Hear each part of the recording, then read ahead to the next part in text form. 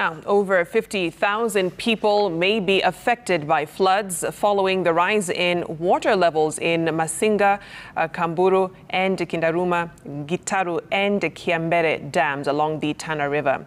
Interior Cabinet Secretary Professor Kithure Kindiki has warned residents living near the dams to move to safer grounds to avert any crisis and loss of life. Now, in the meantime, transport services, or rather activities along the Lamu-Garsen road were paralyzed after the main highway linking Lamu and Tana River counties was cut off by the waters from the heavy downpour that has been pounding the region.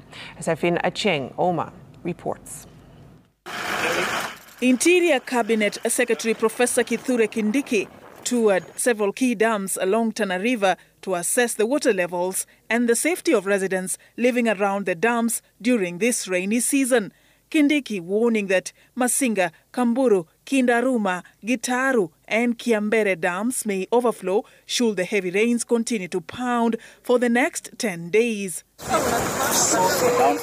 Should the projections by the Met Department come true, approximately 50,000 people in Embu, Tharaka-Nithi, Kithure, Machakos and Garissa counties will be affected, with the CS urging those living within the high-risk areas to move to safer grounds. We are going to give notice and an alert when the experts warn us to evacuate the affected populations, and we'll make sure that it happens as quickly as possible, so that we don't have any further loss of life, because so far we have lost over 142 Kenyans because of the floods. Kindiki held a public meeting with the residents to discuss modalities for evacuation to safety. We will provide for where they will stay, we will provide food, we will provide non-food items, we will provide drugs, we will provide other essential commodities until it is safe for them to return home.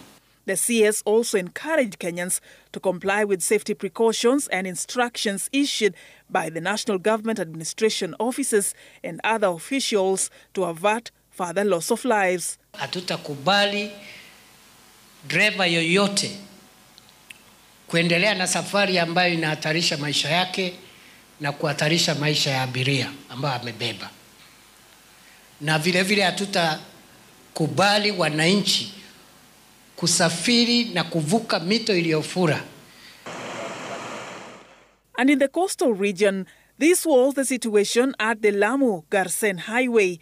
Road users and motorists were stranded for hours after the road was cut off by flooding waters. Tunataka pia Waziri Murkomen awache shughuli zingine, aje afanye monitoring na assessment, kwa sababu pale ni connection ya two counties ambazo saa hii tuko na shida kubwa.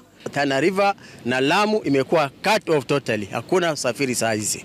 A GSU camp in Tana Delta sub-county was also marooned. The National Police Service, through their Twitter handle, confirmed that officers stationed at Wema GSU camp were evacuated to higher ground on 2nd December 2023 with assistance from the Kenya Coast Guard Services.